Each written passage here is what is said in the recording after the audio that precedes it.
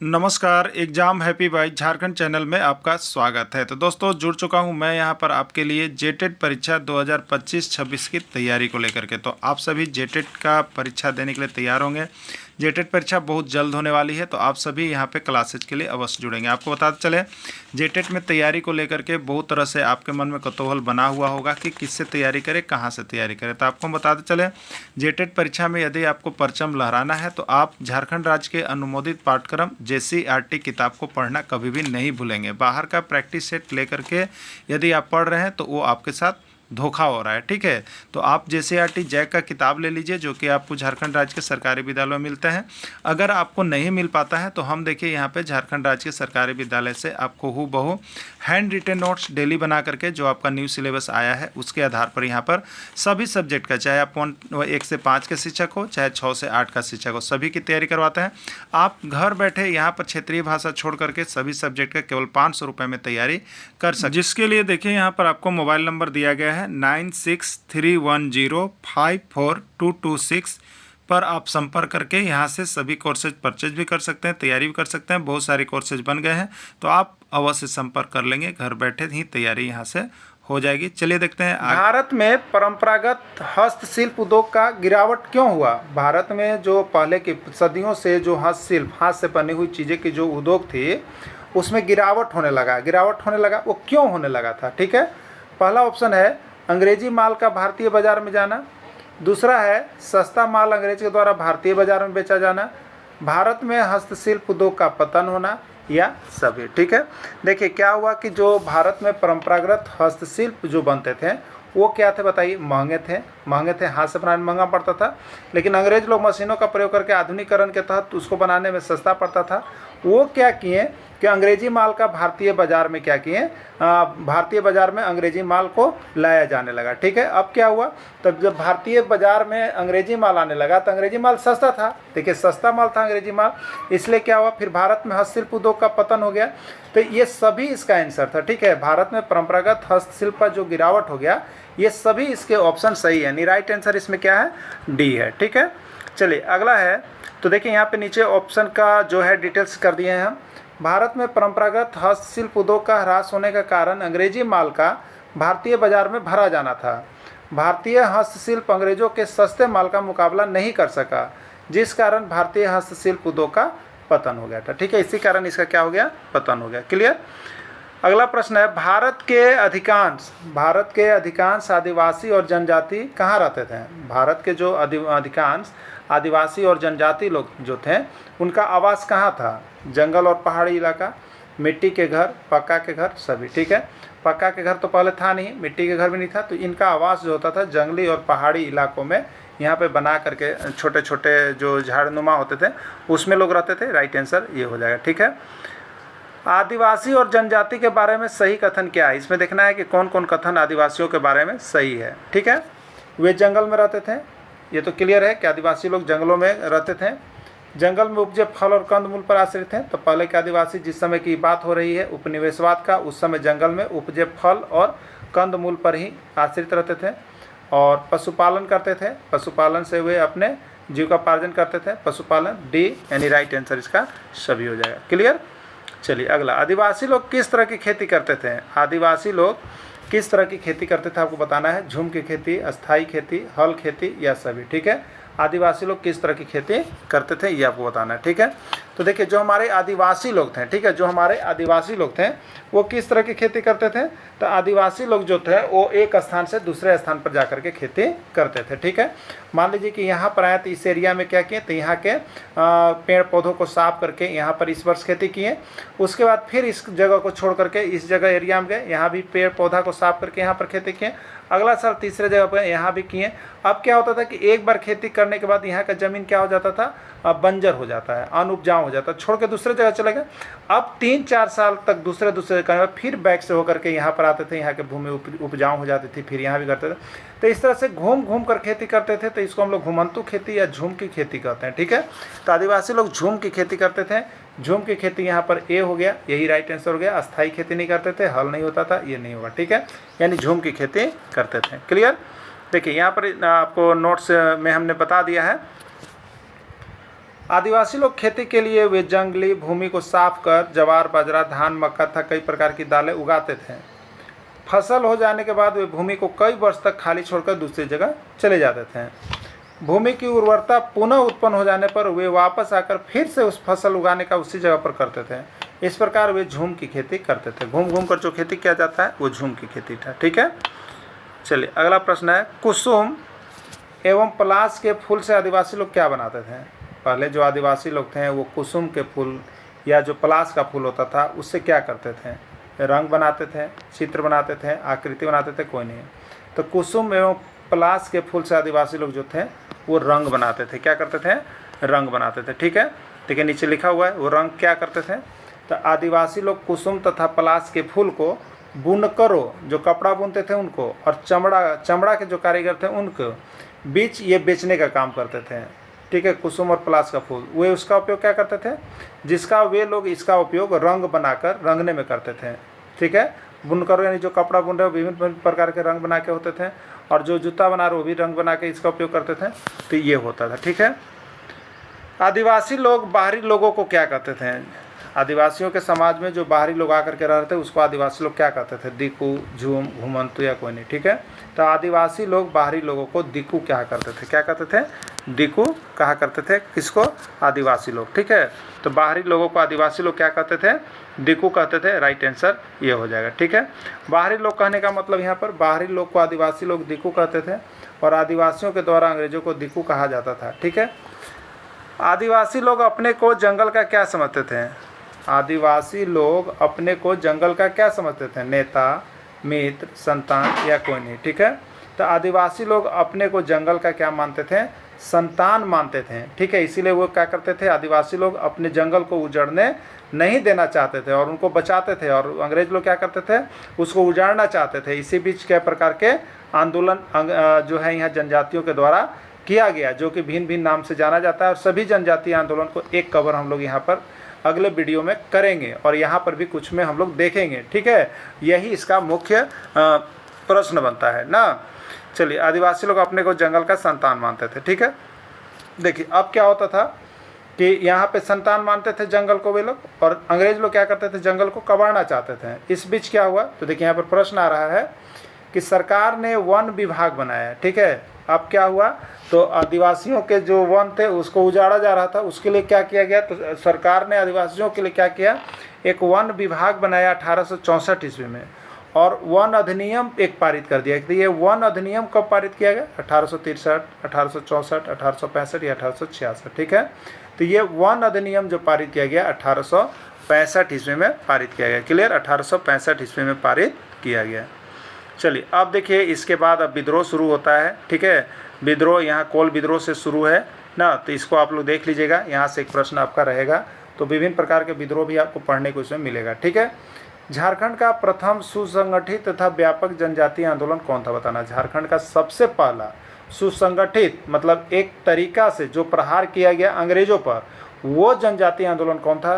कोल विद्रोह, मुंडा विद्रोह, चेरो विद्रोह या सभी। ठीक है, तो झारखंड का प्रथम सुसंगठित तथा व्यापक जनजातीय आंदोलन जो था वो कोल विद्रोह था। याद रखिएगा, कोल विद्रोह था। ठीक है, चलिए कोल विद्रोह के बारे में हमने यहाँ पे छोटा सा नोट्स आपको दे दिया है, इसको देख लीजिएगा। यहाँ पे कोल विद्रोह में क्या था?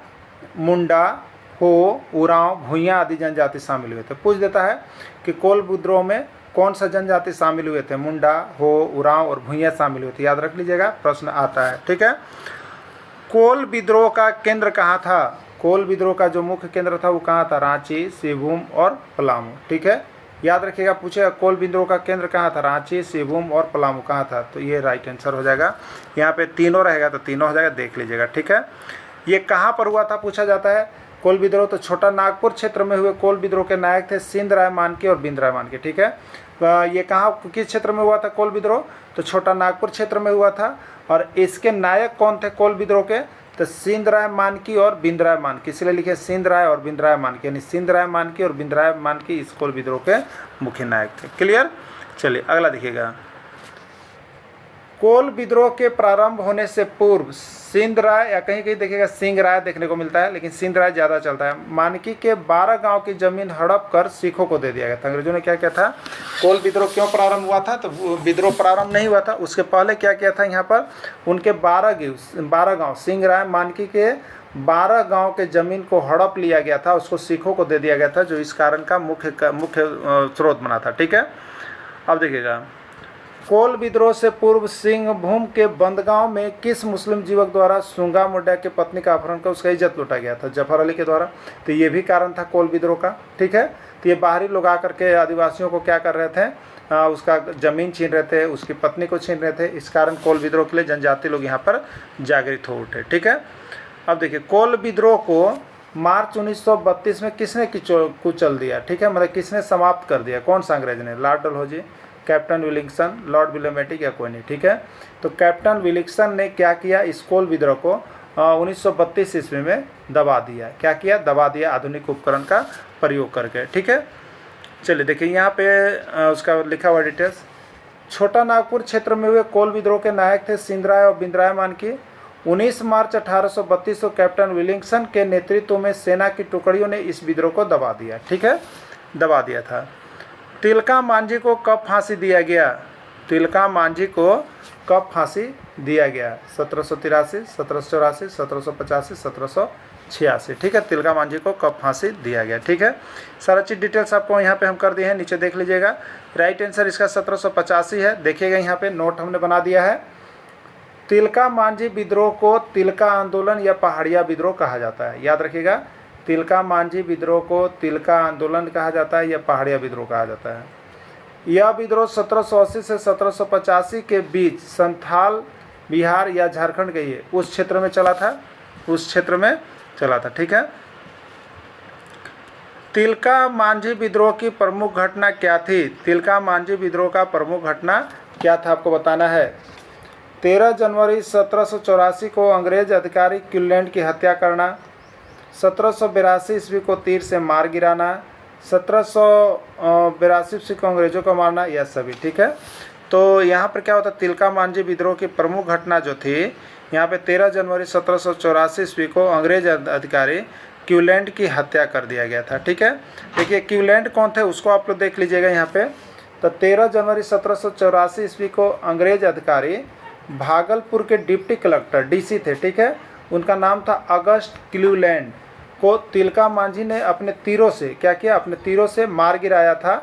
और इस नेतृत्व का विरोध तिलका मांझी ने अंग्रेजों के शोषण और ज़मीन हड़पने के खिलाफ किया था। ये क्यों किया था तिलका मांझी ने, तो ये डिप्टी कलेक्टर की जो अगस्ट क्यूलैंड की हत्या की थी वो क्यों किया था, तो यहाँ पे वो अंग्रेज़ों ने क्या किया था, जो तिलका मांझी के ज़मीन हड़पने का कारण ये सभी कांड हुए थे। ठीक है, तिलका मांझी को किस पेड़ से लटकाकर फांसी दिया गया था, तिलका मांझी को, यह प्रश्न बहुत बार आया है, आप देख लीजिएगा। तिलका मांझी को किस पेड़ से लटकाकर फांसी दिया गया था, साल पेड़, बरगद पेड़, पीपल पेड़ या कोई नहीं। ठीक है, तो तिलका मांझी को किस पेड़ से लटका कर फांसी दिया गया था, तो उस पेड़ का नाम था देखिए बरगद। क्या था, बरगद का पेड़ था। इसके बारे में देखिए हम यहाँ पर नीचे लिख दिए हैं क्या हुआ था इसमें।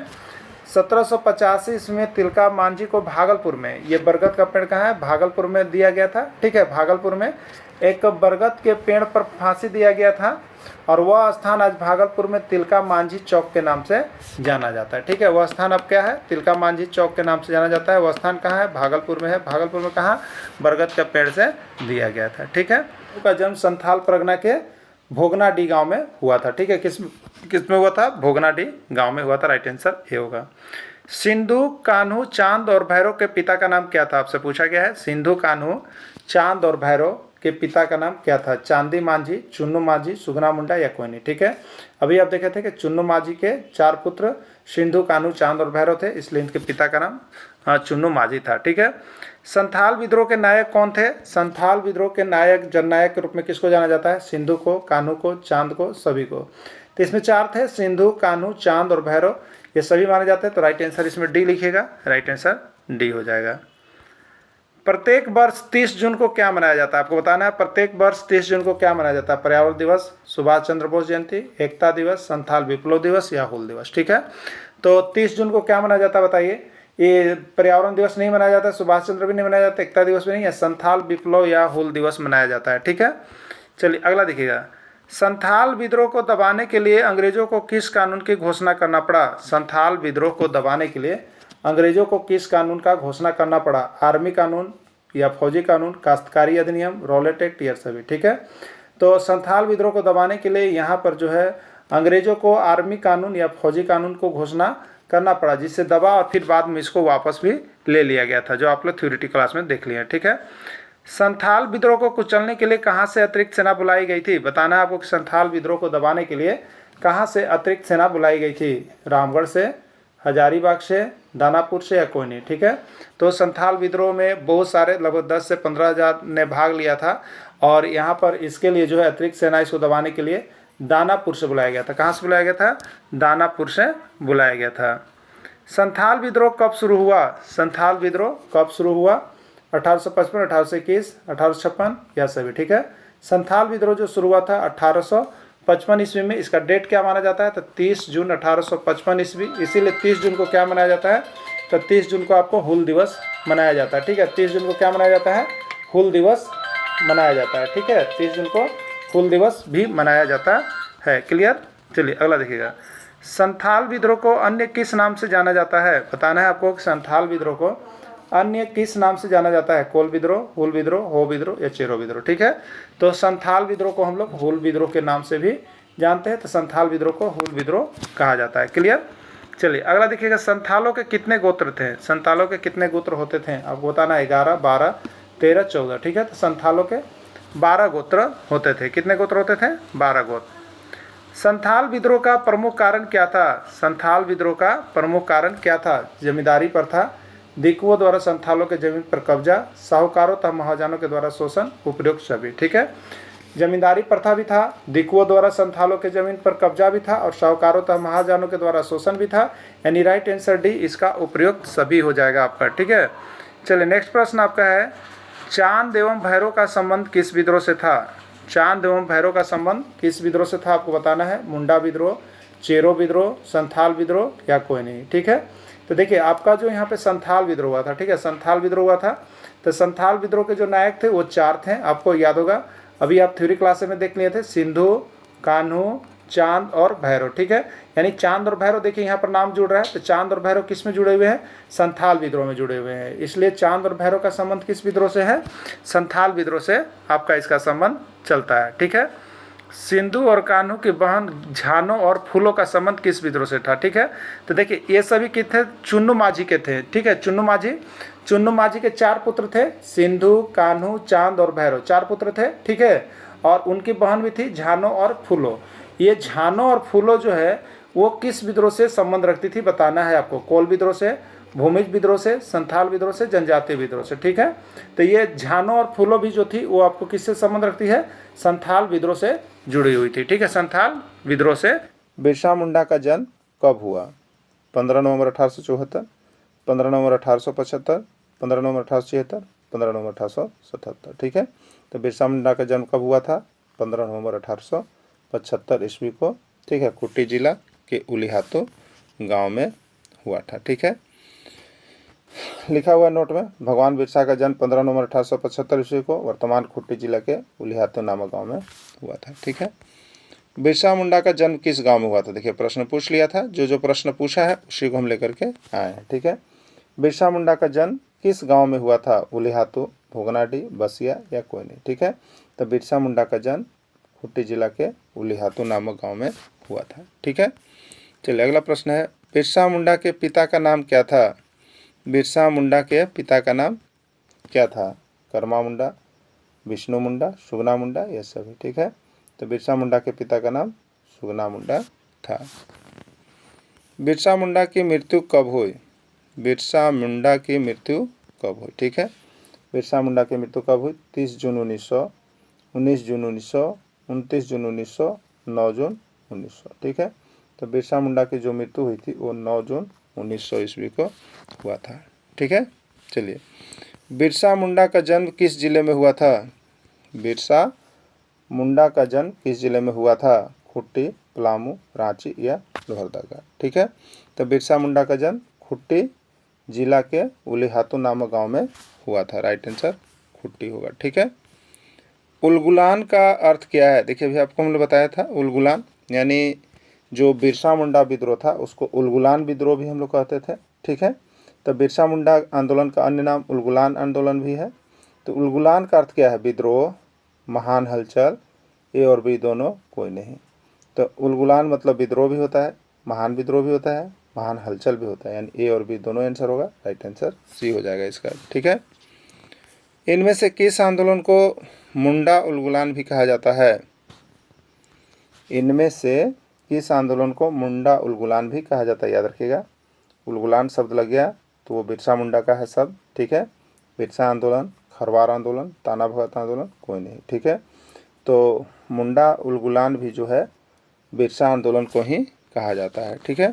चलिए अगला, बिरसा आंदोलन में महत्वपूर्ण भूमिका निभाने वाली महिला व गया मुंडा की पत्नी का नाम क्या था? ठीक है। बिरसा आंदोलन में एक महिला भी थी जो महत्वपूर्ण भूमिका निभा रही थी और वह महिला जो थी गया मुंडा की पत्नी थी। ठीक है। गया मुंडा की पत्नी का नाम क्या था?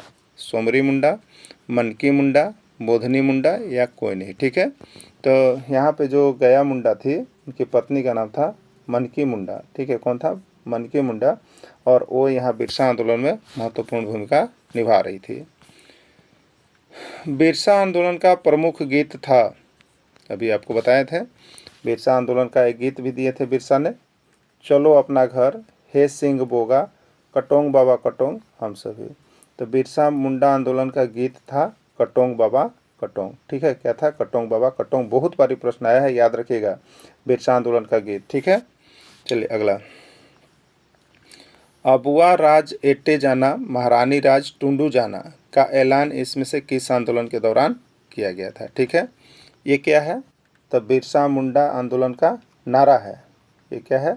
जो बिरसा मुंडा विद्रोह हुआ था या उलगुलान विद्रोह हुआ था या मुंडा उलगुलान कह लीजिए, उसका ये क्या था? नारा था। हाँ, हम लोग थ्योरी में देखे अभी, नारा था। अब ये नारा जो जुड़ा हुआ था वो बिरसा आंदोलन से जुड़ा हुआ था, बिरसा मुंडा के द्वारा दिया गया था। ठीक है। बिरसा आंदोलन, खरवार आंदोलन, हो आंदोलन, साफोड़ आंदोलन। इसका राइट आंसर हो जाएगा ए, बिरसा आंदोलन। ठीक है। अबुआ राज एते जाना, महारानी राज टुंडू का ऐलान किसने किया था? बिरसा मुंडा ने किया था, इसलिए इसको बिरसा आंदोलन के से जुड़ा हुआ है। अब रही बात कि इसका अर्थ क्या है, तो इसका अर्थ है कि अपना शासन आना और रानी का शासन जाना। ठीक है। चलिए, मुंडा उलगुलान के दौरान बिरसा मुंडा को कितनी बार गिरफ्तार किया गया था? देखिए, मुंडा उलगुलान के दौरान बिरसा मुंडा को 2 बार गिरफ्तार किया गया था। पहला बार छोड़ दिया गया था और दूसरा बार इनको जो खुट्टी जेल में लाया गया रांची में, जो डोरंडा में है, वहाँ पर इनकी फिर हैजे के कारण मृत्यु हो गई थी। ठीक है। तो 2 बार इसमें राइट आंसर होगा। बिरसा मुंडा को सबसे पहले किस अंग्रेज अधिकारी ने गिरफ्तार किया था? ठीक है। रीड ने, रफसेज ने, मेयर्स ने, काफिर ने। ठीक है ना। तो बिरसा मुंडा को सबसे पहले जो अंग्रेज अधिकारी गिरफ्तार किया गया था वो था आपका मेयर्स। कौन था आपका? मेयर्स था। ठीक है। बिरसा मुंडा को किस जेल में गिरफ्तार कर रखा गया था? बिरसा मुंडा को किस जेल में गिरफ्तार कर रखा गया था? डोरंडा, खुट्टी, हजारीबाग या गुमला। ठीक है। तो बिरसा मुंडा को किस जेल में गिरफ्तार करके रखा गया था? तो ये जेल डोरंडा था। ठीक है। क्या था उसमें? डोरंडा, रांची में अभी पड़ता है, तो डोरंडा जेल था। ठीक है। किस समाचार पत्र में बिरसा आंदोलन के समर्थन में समाचार पत्र प्रकाशित किया जाता था? उस समय जो बिरसा मुंडा आंदोलन चल रहा था उसमें कौन सा समाचार पत्र था जिसमें बिरसा आंदोलन का समाचार प्रकाशित किया जाता था? हिंदू समाचार पत्र, बंगाली, हितवादी, कोई नहीं। ठीक है। तो ये आपका बंगाली समाचार पत्र में प्रकाशित किया जाता था। ठीक है। बिरसा आंदोलन के दौरान किस स्थान पर अंग्रेज सैनिकों के द्वारा भयंकर गोलीबारी की गई थी? बिरसा आंदोलन हो रहा था, उसमें कौन सा स्थान ऐसा था जिस समय अंग्रेज सैनिकों के द्वारा भयंकर गोलीबारी की गई थी? ठीक है। राजमहल पहाड़ी पर, डोम्बारी पहाड़ी पर, शारदा जंगल में, कोई नहीं। ठीक है। तो डोम्बारी पहाड़ी पर अंग्रेजों के द्वारा भयंकर गोलीबारी की गई थी, जो कि खुट्टी जिला में है। ठीक है। बिरसा मुंडा को पकड़वाने हेतु अंग्रेजों ने कितना इनाम घोषित किया था? बताइए कि बिरसा मुंडा को पकड़वाने के लिए ये पकड़ा नहीं रहे थे, गुरिल्ला युद्ध जैसा चला रहे थे, लुक लुक करके, जंगलों से छिप छिप करके। तो इनको पकड़वाने हेतु अंग्रेजों ने एक इनाम को घोषणा किया था। वो कितना इनाम घोषित किया था? 10,000, 5,000, 1,000, 500। ठीक है, तो बिरसा मुंडा को पकड़वाने हेतु अंग्रेजों ने यहाँ पर सिर्फ 500 रुपये का इनाम घोषित किया था और इसी में बिरसा मुंडा को पकड़वाया गया था। ठीक है, कैसे पकड़वाया गया था? तो किसी परिचित आदमी के द्वारा 500 रुपये के कारण वह जलकोपाई जंगल चक्रधरपुर में सोए हुए थे और वहीं से इनको गिरफ्तार कर लिया जाता है। ये जो उनको बताया जाता है कि बिरसा मुंडा जो है जलकोपाई जंगल में जो चक्रधरपुर में पड़ता है वहाँ सो रहे हैं और उन्हीं के मुखाबरी पर जो है यहाँ पर बिरसा मुंडा को गिरफ्तार कर लिया जाता है। ठीक है, चलिए अगला है, निम्न में से किसके द्वारा खबर पाकर अंग्रेजों द्वारा बिरसा मुंडा को गिरफ्तार कर लिया गया? अब चलिए उस आदमी का नाम भी आपको बता देते हैं कि वे कौन थे जिनको बिरसा मुंडा को खबर दिया था और उसके बाद वो पकड़े गए थे। ठीक है, जगमोहन सिंह, सोना मुंडा, वीर सिंह माहली, बाबा भगत। ठीक है, राइट आंसर है वीर सिंह माहली। ठीक है, वीर सिंह माहली की मुखाबरी पर यहाँ पर किया गया था। वीर सिंह माहली जो थे बिरसा मुंडा के बहुत ही करीबी थे। ठीक है, उन्होंने ही 500 रुपये के लिए अंग्रेजों को यहाँ पर बताया था कि बिरसा मुंडा भी जलकोपाई जंगल के चक्रधरपुर में सोए हुए हैं और वहीं पर अभी हैं और इसी के मुखाबरी पर अंग्रेज गए और बिरसा मुंडा को गिरफ्तार कर लिए। ठीक है, और जब गिरफ्तार करके ला रहे थे तो उनका एक झलक पाने के, क्योंकि सभी को जानते थे कि अंग्रेज अधिकारी ने इनको पकड़ लिया है तो अब ये कभी आएंगे नहीं। ठीक ना, इसलिए सभी को उनका दर्शन पाने के लिए पूरे भीड़ लगाए हुए थे, लेकिन इनको वहाँ से जो है छिपा करके अंग्रेजों ने निकाल लिया। ठीक है, वीर सिंह माहली की मुखबरी पर बिरसा मुंडा को अंग्रेजों ने किस तिथि को गिरफ्तार किया? ठीक है, किस तिथि को गिरफ्तार किया? वीर सिंह माहली की मुखबरी पर। ठीक है, 24 अगस्त 1900, 3 मार्च 1900, 9 जून 1900, 7 अगस्त 1900। ठीक है, तो 3 मार्च 1900 ईस्वी को गिरफ्तार कर लिया गया। ठीक है, देखिए 3 मार्च 1900 इसका राइट आंसर है। एक आध जगह देखिए कहीं आपको जो है थ्योरी क्लासेज में फरवरी लिखा गया, ठीक ना, उसको आप लोग हटा लीजिएगा। ठीक, हटा लीजिएगा। 3 मार्च 1900 राइट आंसर इसका है। ठीक है, टाना भगत आंदोलन के प्रमुख नेता कौन थे? टाना भगत आंदोलन के प्रमुख नेता कौन थे? बिरसा मुंडा, सिंधु कान्हू, तिलका माझी, जतरा भगत। ठीक है, तो टाना भगत आंदोलन के प्रमुख नेता जो थे वो आपका जतरा भगत थे। कहीं कहीं जतरा उरांव भी देखने को मिला है। ठीक है, इसलिए आप लोग देख लीजिएगा, जतरा भगत भी होगा, उरांव भी हो सकता है, जतरा नाम जरूर रहेगा। ठीक है, यहाँ पे दोनों आंसर लिखा हुआ है। टाना भगत आंदोलन मुख्य रूप से किस जनजाति से संबंधित था? मुंडा, संथाल, उरांव या हो? ठीक है, उरांव भगत लोग होते हैं। ठीक है, तो उरांव जनजाति से संबंधित था ये। टाना भगत ने किस राष्ट्रीय नेता के सिद्धांत को अपनाया? टाना भगत ने किस राष्ट्रीय नेता के सिद्धांत को अपनाया? पंडित जवाहरलाल नेहरू, डॉक्टर राजेंद्र प्रसाद, महात्मा गांधी या कोई नहीं? ठीक है, टाना भक्तों ने किस राष्ट्रीय नेता के सिद्धांत को अपनाया? तो टाना भक्तों ने महात्मा गांधी के राष्ट्रीय सिद्धांत को अपनाया। ठीक है, चलिए अगला देखिएगा। टाना भगत आंदोलन का प्रमुख उद्देश्य क्या था? टाना भगत आंदोलन का प्रमुख उद्देश्य क्या था? अलग राज्य की मांग, सामाजिक और धार्मिक सुधार तथा ब्रिटिश शासन का विरोध, केवल वन अधिकारों की रक्षा, जमींदारों का समर्थन करना। जमींदारों का समर्थन करना टाना भगत आंदोलन का उद्देश्य नहीं था। वन अधिकारों की केवल रक्षा करना ये टाना भगत आंदोलन का उद्देश्य नहीं था। अलग राज्य की मांग करना ये टाना भगत आंदोलन का उद्देश्य नहीं था। राइट आंसर बी हो जाएगा, सामाजिक और धार्मिक सुधार तथा ब्रिटिश शासन का वे विरोध कर रहे थे। ठीक है, टाना भगत किसका सेवन नहीं करते थे? शराब और मांस का, हरी साग सब्जी का, हरे दाल का, शराब एवं मांस का। किसका सेवन नहीं करते थे? ठीक है, तो शराब और मांस का सेवन नहीं करते थे। राइट आंसर इसका डी हो जाएगा और इसे दूसरा में ए भी हो जाएगा। 1921 के असहयोग आंदोलन में किस आदिवासी समुदाय ने बढ़ चढ़कर हिस्सा लिया था? 1921 जो असहयोग आंदोलन हुआ था, कौन बढ़ चढ़ के हिस्सा लिया था? उरांव, मुंडा हो या? तो टाना भगत जो कि उरांव थे, उरांव लोगों ने बढ़ चढ़कर इसमें हिस्सा दिया था। ठीक है, टाना भगत किस प्रकार का कपड़ा पहनना स्वीकार किया था? टाना भगतों ने किस प्रकार का कपड़ा पहनना स्वीकार किया था? रंगीन कपड़ा, काला कपड़ा, सफ़ेद कपड़ा, कोई नहीं? ठीक है, तो टाना भगत गांधी जी से प्रभावित हैं, इसलिए उन्होंने सफ़ेद कपड़ा पहनना स्वीकार किया था। बहुत बारी प्रश्न आया है, सब JCRT में ही मिलेगा। ठीक है ना, आप लोग यहाँ से देख के जाइएगा।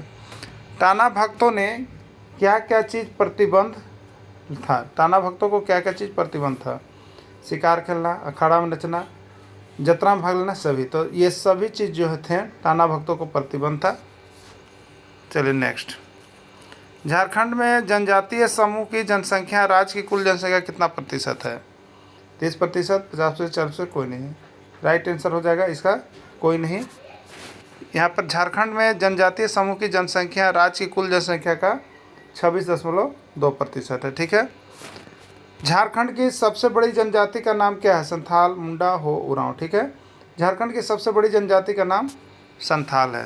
क्या राष्ट्रीय कांग्रेस के संस्थापक कौन है? आपको बताना कि जो भारतीय राष्ट्रीय कांग्रेस था उसका संस्थापक कौन थे? ए ओ ह्यूम, एलन एक्टिवन ह्यूम या सभी? ये ए भी सही है, बी भी सही है, सी भी सभी सही है। ये तीनों का एक ही नाम है। ठीक है, इसलिए डी इसका हो जाएगा। राइट आंसर डी हो जाएगा।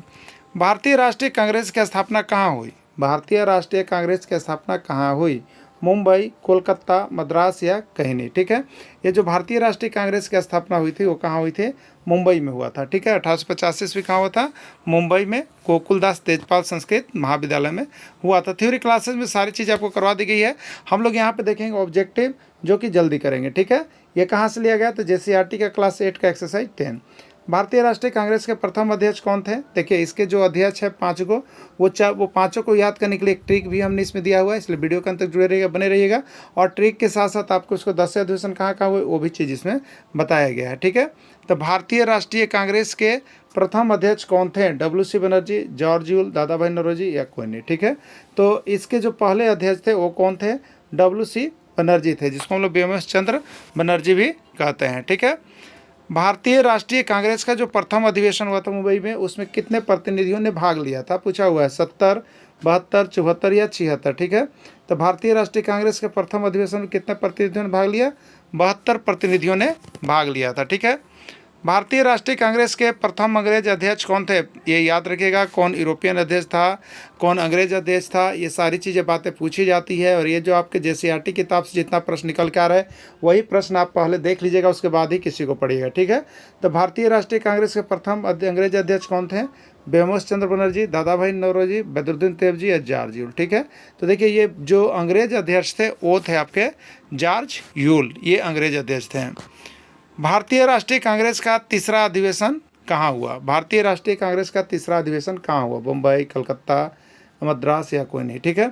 देखिए भारतीय राष्ट्रीय कांग्रेस का अधिवेशन पहला कहाँ हुआ, दूसरा कहाँ हुआ, तीसरा कहाँ हुआ, चौथा कहाँ हुआ, इसको याद रखने के लिए आप एक ट्रिक को देख लीजिएगा, वहाँ से आप लाइफ टाइम नहीं भुलाइएगा। और ये अधिवेशन जो है पूछता है कि पहला कहाँ हुआ, दूसरा कहाँ हुआ, तीसरा कहाँ हुआ, तो वो आप छोड़ के नहीं आइएगा, एक नंबर आप ले करके आइएगा। ठीक है। तो उसको हम लोग ट्रिक से भी देखेंगे। ठीक है। तो यहाँ पे कहाँ हुआ था? तो ये मद्रास में हुआ था। इसको कैसे याद रखेंगे? तो यहाँ पे देखिएगा एक ट्रिक हमने आपको बना दिया है, आप इसको याद रख लीजिए। ठीक है। ट्रिक क्या है? बक, मई, बकना, इलाम लिखा हुआ है। बक, मई, बकना, इलाम। ठीक है। तो देखिए ये ब का मतलब है बम्बई। ठीक है। और ये 1885 ईस्वी में ये पहला है, मतलब पहला अधिवेशन। ठीक है। तो भारतीय राष्ट्रीय कांग्रेस का पहला अधिवेशन बम्बई में हुआ और 1885 में हुआ। फिर दूसरा बार है देखिए क से देखिए कलकत्ता, और ये 2 लिखा हुआ मतलब दूसरा अधिवेशन, और ये कब हुआ? 1886 ईस्वी। तो आपसे पूछेगा कि भारतीय राष्ट्रीय कांग्रेस का दूसरा अधिवेशन कहाँ हुआ? तो कलकत्ता हुआ। और कब हुआ? 1886 ईस्वी। ठीक है। मई, तो मई में म से है देखिए मद्रास, और ये तीसरा नंबर है तीसरा अधिवेशन, और कब? तो 1887। एक लाइन से याद रखना है। ठीक है। ई से देखिए है इलाहाबाद, ये 4 नंबर पर है, तो चौथा अधिवेशन, और कब हुआ? तो 1888। ठीक है। बकना में ब से हुआ बम्बई। ठीक है, ये 1889 ईस्वी। क से हुआ कलकत्ता, ये छठा अधिवेशन 1890 ईस्वी। ना से हुआ नागपुर, 7वां लिखा हुआ है 7वां अधिवेशन 1891 ईस्वी। ई से देखिए इलाहाबाद, 8वां अधिवेशन 1892 ईस्वी। ला से देखिए हो गया लाहौर, 9वां अधिवेशन 1893।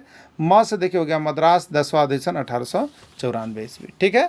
तो इस तरह से 10वां अधिवेशन का क्रम आपको याद रखने का एक ही ट्रिक है, बक, मई, बकना, इलाम। याद रख लीजिएगा, 2 बार लिखिएगा, आपको याद हो जाएगा। यहाँ से पूरे चीज़ों को आप कंप्लीट कर लीजिएगा।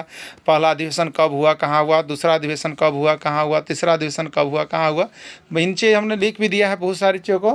प्रथम अधिवेशन 1885 मुंबई, द्वितीय अधिवेशन 1886 कलकत्ता, तृतीय अधिवेशन 1887 मद्रास, चतुर्थ अधिवेशन 1888 इलाहाबाद, पंचम अधिवेशन 1889 मुंबई, और छठा अधिवेशन 1890 कलकत्ता। क्लियर? ये सारी चीज़ों को आप लोग देख लीजिएगा, अधिवेशन याद करके जाइएगा, यहाँ से एक प्रश्न आपका रहेगा। और भारतीय राष्ट्रीय कांग्रेस से तो एक प्रश्न हर बार रहता है, इस बार भी आपका रहेगा ही रहेगा, ठीक है।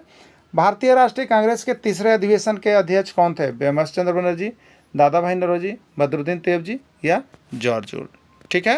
तो देखिए एक ट्रिक होता है बैंड बजाओ, ठीक है, बैंड बजाओ, तो बैंड बजाओ सी से हो गया बदरुद्दीन तैयब जी, ठीक है। देखिए यहाँ पर लिख दिए हैं बैंड बजाओ। अधिवेशन के अध्यक्ष का नाम आपको जब भी याद करने का आएगा तो आप बैंड बजाओ का नाम याद रखिएगा, ठीक है। बैंड बजाओ का नाम आप यहाँ से याद रख लीजिएगा, यहाँ से आपको सारा चीज़ जो है बन जाएगा, ठीक है। तो चलिए बैंड बजाओ से क्या होगा आप सभी को यहाँ पर देख लेंगे। तो बैंड बजाओ में आपका हो जाएगा यहाँ पे बैंड बजाओ में ब से हो जाएगा, देखिए बेमोस चंद्र बनर्जी, और ये कौन थे? प्रथम अध्यक्ष थे, ठीक है। बेमोस चंद्र बनर्जी और एक कौन हो जाएंगे? प्रथम अध्यक्ष थे। ड से दादा भाई नौरोजी, ये दूसरे अधिवेशन के अध्यक्ष थे। और ब से बदरुद्दीन तैयब जी, ये तीसरे अधिवेशन के अध्यक्ष थे, तीसरा अध्यक्ष। और जा से जॉर्ज वुड, ये चौथे अध्यक्ष थे। और वे से विलियम वुडन, ये पाँचवें अध्यक्ष थे। याद रख लीजिएगा 1 से 5 तक का ये क्रम है। यहाँ से एक प्रश्न आपके रहेंगे, नीचे लिखा हुआ भी है, नोट्स भी आपको बनाया हुआ है। तो देखिए इसी तरह से आपका हर नोट्स ट्रिकी शॉर्टकट बहुत अच्छी तरह से हमने सारी चीज़ों को कवर अप करने का प्रयास किया है। तो आप सभी यहाँ से अवश्य जुड़ करके तैयारी कर लीजिएगा। एग्जाम में जाने से पहले नोट्स पढ़ करके ही इसका PDF जाए, जिससे कि आपको कम पढ़ के ज़्यादा अंक यहाँ से उठे, ठीक है। कांग्रेस की पहली महिला अध्यक्ष कौन थी? एनी बेसेंट, विजया लक्ष्मी पंडित, श्रीमती इंदिरा गांधी या कोई नहीं, ठीक है। तो कांग्रेस की पहली अगर कोई महिला अध्यक्ष थी तो वो समझिए आपका एनी बेसेंट थी, ठीक है। देखिए एनी बेसेंट के बारे में हमने लिख दिया था। एनी बेसेंट को 1917 ईस्वी में कोलकाता में कांग्रेस की पहली महिला अध्यक्ष को चुना गया, ठीक है। एनी बेसेंट को कब? 1917 ईस्वी में कोलकाता में कांग्रेस की पहली महिला अध्यक्ष के रूप में चुना गया था, ठीक है। चलिए अगला प्रश्न है, 1924 ईस्वी कांग्रेस के बेलगांव अधिवेशन के अध्यक्ष कौन थे? 1924 ईस्वी में जो कांग्रेस का अधिवेशन, जो बेलगांव अधिवेशन हुआ था, उसमें अध्यक्ष कौन थे? WC बनर्जी, दादा भाई नौरोजी, महात्मा गांधी और जॉर्ज वुड, ठीक है। तो इसमें नाम आता है, देखिए बेलगांव अधिवेशन जो जुड़ा हुआ है बहुत ही महत्वपूर्ण अधिवेशन था और वो महात्मा गांधी से जुड़ा हुआ है। याद रखिएगा बेलगांव अधिवेशन हर बार पूछा जाता है, इसलिए हमने बेलगांव अधिवेशन से सारे नोट्स यहाँ पर कवर अप भी कर दिए हैं आपको बीच में। और इसका तो अगर आप पार्ट 1 पार्ट 2 जाकर देखिएगा तो और भी अच्छे तरह से। तो देखिए यहाँ पर लिखा हुआ है 1924 ईस्वी का भारतीय राष्ट्रीय कांग्रेस का बेलगांव अधिवेशन 39वां अधिवेशन था। याद रखिएगा 1924 ईस्वी में जो बेलगांव अधिवेशन हुआ था वो 39वां अधिवेशन था, ठीक है। और बेलगांव अधिवेशन यह एकमात्र कांग्रेस का अध्यक्ष इसमें महात्मा गांधी थे। याद रखिएगा किस अधिवेशन में जो भारतीय राष्ट्रीय कांग्रेस के अध्यक्ष महात्मा गांधी थे? तो याद रखिएगा बहुत बार प्रश्न पूछा है, वो है बेलगांव अधिवेशन 1924 ईस्वी और 39वां अधिवेशन, ठीक है। और यह कहाँ पर? तो कर्नाटक के बेलगाम में आयोजित किया गया था। तीनों को याद रख लीजिएगा, यहाँ से प्रश्न छपा हुआ रहेगा, ठीक है।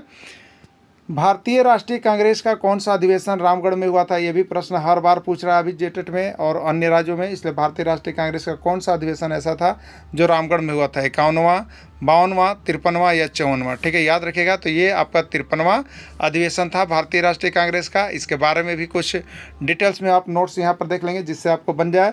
तो भारतीय राष्ट्रीय कांग्रेस का 53वां अधिवेशन 19-20 मार्च 1940 ईस्वी को झारखंड राज्य के रामगढ़ जिला में हुआ था, ठीक है। 53वां अधिवेशन था जो झारखंड राज्य में हुआ था और कहाँ पर हुआ था? रामगढ़ जिला में हुआ था, ठीक है।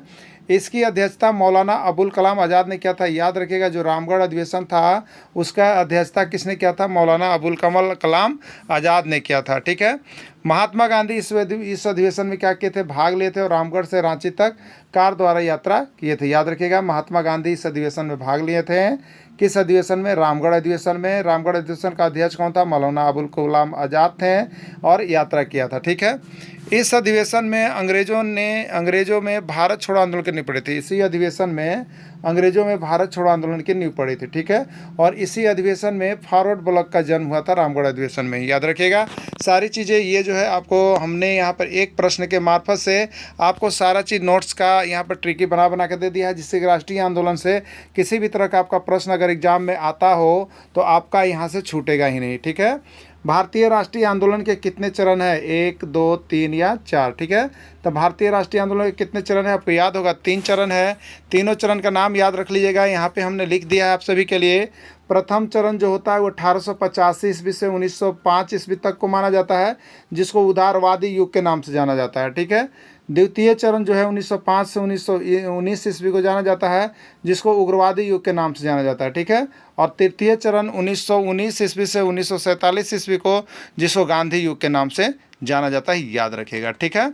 चलिए, उदारवादी नेताओं में प्रमुख कौन थे? उदारवादी नेता थे उसमें प्रमुख कौन थे?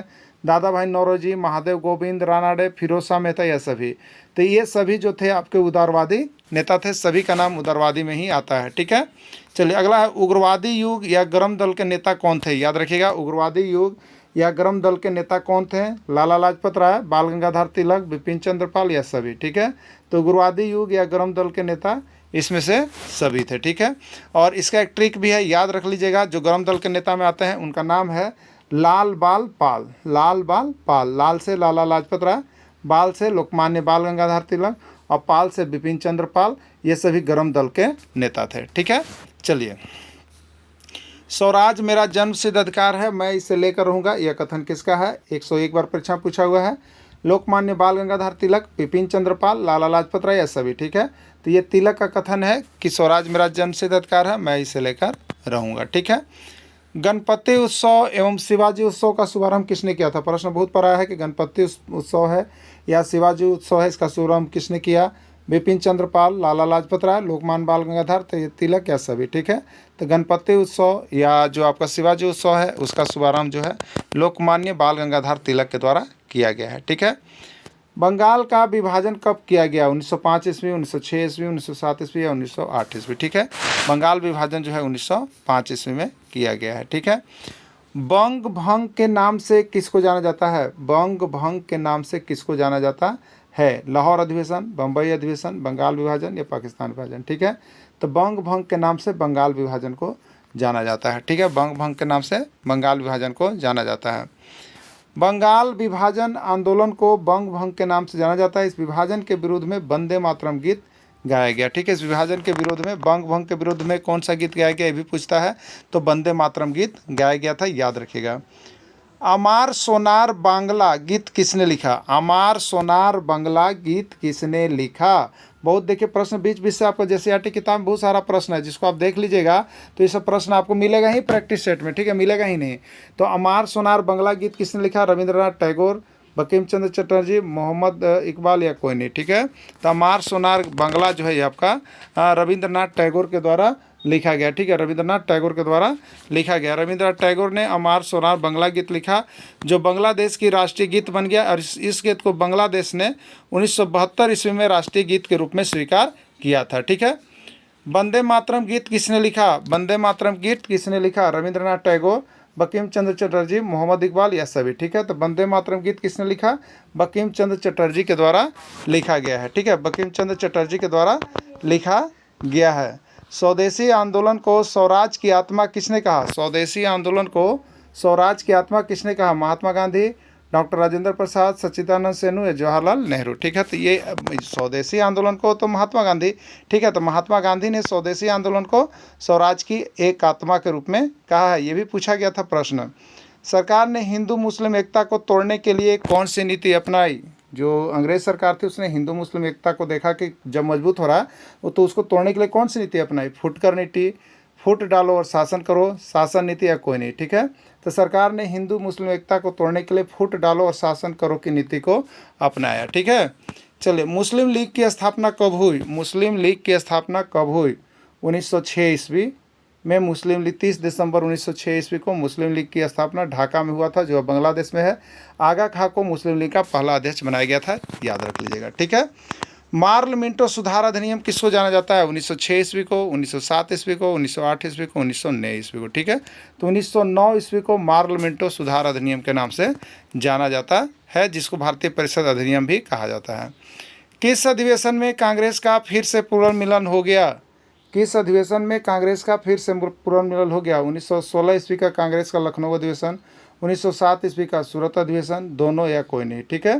तो देखिए 1907 ईस्वी के सूरत अधिवेशन में कांग्रेस का विभाजन 2 भागों में हो गया था, और 1916 ईस्वी के कांग्रेस का लखनऊ अधिवेशन में कांग्रेस का फिर से पुनर्मिलन हो गया था, ठीक है। तो राइट आंसर इसका ये हो जाएगा 1916 ईस्वी के लखनऊ अधिवेशन में कांग्रेस का एक बार फिर से पुनर्मिलन हो गया, जबकि 1907 ईस्वी में कांग्रेस के सूरत अधिवेशन में कांग्रेस 2 खेमों में बट गया था। तो याद रखना है क्या चीज़ पे मुख्य रूप से कि 1907 कांग्रेस का कौन सा अधिवेशन में कांग्रेस 2 खेमों बटा था, तो 1907 ईस्वी में, और किस में फिर से एक हो गया, तो 1916 ईस्वी के लखनऊ अधिवेशन में। ठीक है, यानी सूरत अधिवेशन में कांग्रेस 2 भागों में बटा और लखनऊ अधिवेशन में कांग्रेस फिर से एक हो गया। ठीक, बंगाल विभाजन को रद्द कब कर दिया गया, 1905 ईस्वी, 1906 ईस्वी, 1911 ईस्वी, 1913 ईस्वी। ठीक है, देखिए बंगाल विभाजन किया जा रहा था उसको यहाँ पर रद्द कर दिया गया, जिससे कि यहाँ पे जो है अहिंसा न बढ़े, तो 1911 ईस्वी में बंगाल विभाजन को रद्द कर दिया गया था। ठीक है, बंगाल विभाजन के समय भारत के वायसराय कौन थे, जिसमें बंगाल का विभाजन हुआ था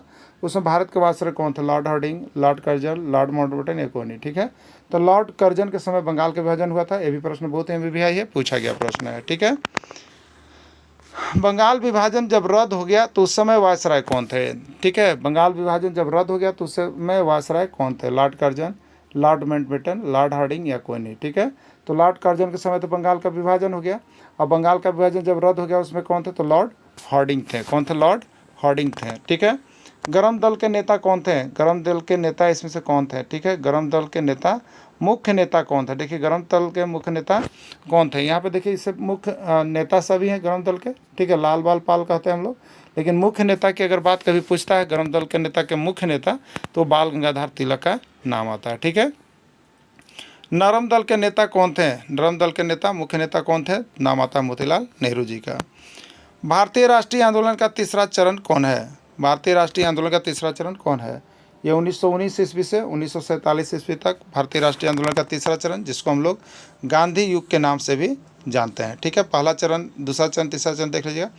रॉलेट एक्ट कब लागू हुआ, 8 मार्च 1919 ईस्वी, 6 जनवरी 1905 ईस्वी, 5 फरवरी 1928 ईस्वी, कोई नहीं। ठीक है, तो रॉलेट एक्ट कब लागू हुआ था, तो आपका 1919 ईस्वी, 8 मार्च 1919 ईस्वी को। ठीक है, रॉलेट एक्ट के बारे में हम लोग यहाँ पे देख लेंगे क्योंकि प्रश्न यहाँ से आता है, इसलिए इसका डीपली भी देखेंगे हम लोग।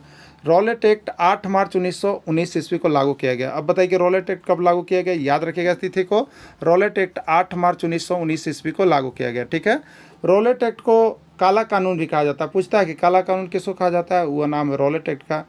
किसी भारतीय पर अदालत में बिना मुकदमा चलाए जेल में डाला जा सकता है, इसीलिए इसको काला कानून भी कहा गया, अंधा कानून भी कहा गया।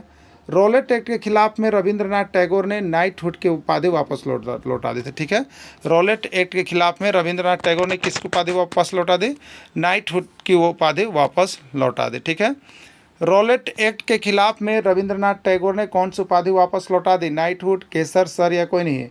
तो रॉलेट एक्ट के खिलाफ में रविंद्रनाथ टैगोर ने नाइटहुड की उपाधि वापस लौटा दी थी, याद रखिएगा, नाइटहुड। ठीक है, जालियांवाला बाग हत्याकांड कब हुआ, 15 अप्रैल 1920, 13 अप्रैल 1919, 13 मई 1905, या कोई नहीं। ठीक है, तो जालियांवाला बाग हत्याकांड कब हुआ, 13 अप्रैल 1919 ईस्वी को जालियांवाला बाग हत्याकांड हुआ। ठीक है, जालियांवाला बाग हत्याकांड कहाँ हुआ, जालियांवाला बाग हत्याकांड कहाँ हुआ, लखनऊ में, अमृतसर में, मेरठ में, या कहीं नहीं। ठीक है, तो जालियांवाला बाग हत्याकांड कहाँ हुआ था, अमृतसर में हुआ था। इसका भी हम लोग डिटेल्स देख लेंगे, जिससे कि जालियांवाला बाग हत्याकांड से कोई भी प्रश्न छूटे नहीं। जालियांवाला बाग हत्याकांड भारत में पंजाब प्रांत के अमृतसर में स्वर्ण मंदिर के निकट जालियांवाला बाग में 13 अप्रैल 1919 ईस्वी को हुआ था, याद रखिएगा। जालियांवाला बाग में किस अंग्रेज अधिकारी ने गोली चलाने का आदेश दिया था, General Dyer, General Minto, General आर्ट, या कोई नहीं। ठीक है, तो अंग्रेज अधिकारी जनरल डायर ने यहाँ पे गोली चलाने का आदेश दिया था। ठीक है।